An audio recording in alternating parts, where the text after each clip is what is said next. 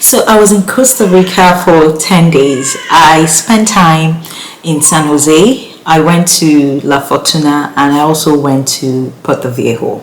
Now I didn't just stop there. I did a road trip from Puerto Viejo to Bocas de Toro in Panama. Now it is possible to do that, yes. I did a road trip from Puerto Viejo to the border, was back about 45 minutes, and then from the border to the ferry where we took the boat to Bocas de Toro, it was about an hour. So the boat trip was maybe 30 minutes. So give or take, the journey time is about, let's call it 2.5 hours. But of course, you should also give time to cross the border. Between both borders, you should give about 30 minutes to 45 minutes. It was very easy. If you want to watch that experience, if you want to know how easy it was, if you're afraid to do it alone and you want to know how I did it, there's a video that I shared, so you can go watch that video to get all that information. So here I'm going to be talking about things that you should know before you visit Costa Rica. Now, I did love Costa Rica. It is La Fortuna, I think, is one of the best places that I visited in Costa Rica. And the beauty of it was that I visited in low season, so it was awesome.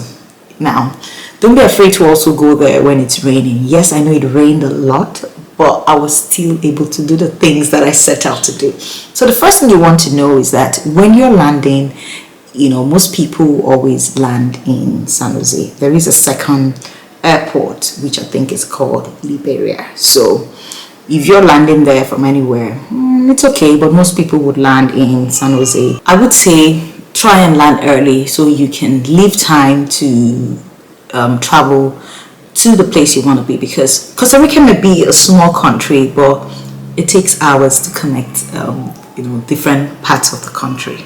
And so unless you're landing in San Jose and then you're spending all your time in San Jose, which is less likely to be the case, if you have to connect other parts of the country, you probably would be doing that by road, whether you're renting a car or taking a taxi.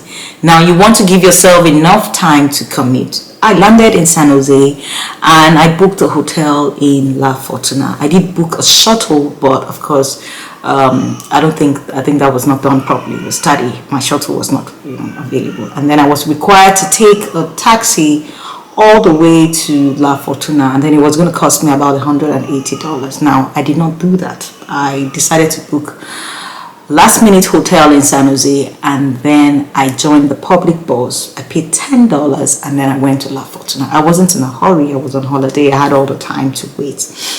And between San Jose and La Fortuna, I spent about 3 to 4 hours on the road trip. So pick an early flight if you're landing, but if you choose to land late, then it's absolutely okay to spend the night in San Jose and then the next day you will continue your journey, because most parts, if you're going south, you'll probably be spending like 5 hours.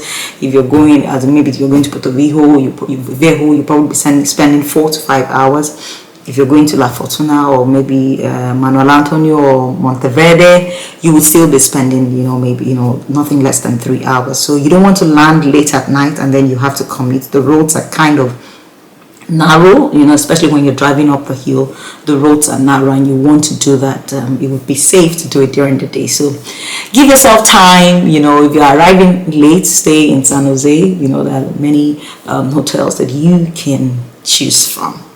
Then the second thing is that US dollars is widely used, in Costa Rica.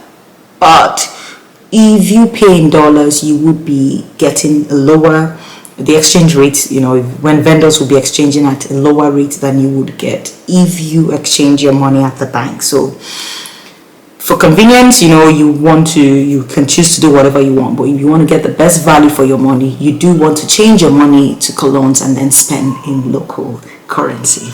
English is spoken, by some people, but of course, Spanish is the official, language. So you do want to learn basic Spanish, at least just to interact with locals or maybe your taxi driver, because some people that you encounter may not know how to speak English, and of course you should learn their language if you're in their country, just so you, the basic things, just to interact with them. Now, if you're going to the very touristy areas, of course you would find people that would speak English, but if you want to interact more with the locals, and because you're going to their country, learn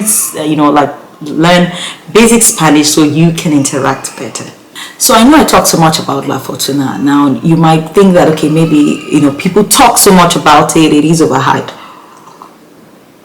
No, it is not, particularly if you visit in low season. Now, I loved it. I loved visiting La Fortuna. I think it's my best area to visit in, the Arenal. It was so green. Why do I like it? It was green, it was lush, the food was good. It was a dream. You know how maybe you dream about being in the rainforest, in a cabin, rent a nice accommodation in the woods, surrounded by nature and trees. Yes, that is what you get when you're in La Fortuna. And of course, the hot spring. My God, imagine maybe the weather is cold and then you're all soaked up in the hot spring. It is beautiful. It is not overrated. Now, another thing you want to know before you go to La Fortuna, it's important to actually inform your bank or your credit card company that you would be visiting. I had my card was blocked for what they termed as suspicious activities. Now, I did not inform my bank that I was going to be in Costa Rica. Normally, I do not inform my banks that I'm going to any destination. I hardly do. But in this particular case, my card was blocked. I was trying to pay for a checked-in, but of course it was blocked at the end of the trip, so that was absolutely okay. I was trying to pay for, I think maybe because I just had, the previous day I did a lot of,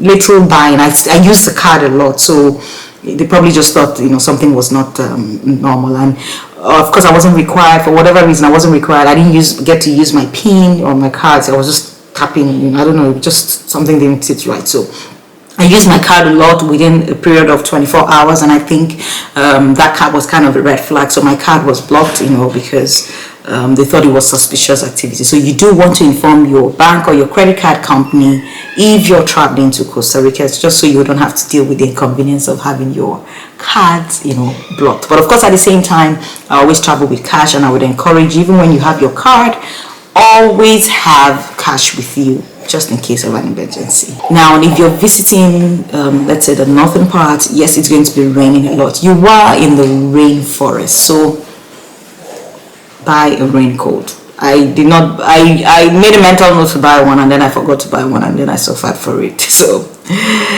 make sure you buy one, because you will need it. It rains, most times, particularly if you're visiting La Fortuna, Monteverde, Now, Costa Rica is not cheap. So if you want to go there and your excuse is that, okay, you want to go somewhere cheap, Costa Rica is not the cheapest place, to visit. Now, it doesn't mean it's very expensive, but don't go there with the, just thinking that, oh, it's the cheapest destination I'm going to visit. You're going to be disappointed. You're going to be paying a lot more for tours, to move around, especially if you're not renting a car. So it's not particularly cheap, but go. It is reasonable depending on what activities you find. But if you're going to be doing touristy activities, you'll be paying a few dollars more for it. Like I was paying as much as, like in La Fortuna, I was paying as much as $75 to go on tours. Yes, they were combined tours, but I think like the cheapest one was maybe like 38. So you'll be paying, more for tours, particularly if you're traveling alone and you want to do things in a group. But of course, if you want to do those things by yourself, don't be afraid to do that. Hiking the Arenal, I did it with a group of people, but I met a few people who said they did it by themselves. I probably would not do it by myself, but then if you have company, then you should, some of the activities you can do it. And then you have a car, you rented a car, some of those activities you can do it by yourself, so go for it. But then don't expect that it will be the cheapest place that you have visited. I loved it, and you should go. So another thing is that because of, I said it's a small country, but connecting different parts of the country would actually take time. So don't book too many activities in different parts of the country, because you might burn out.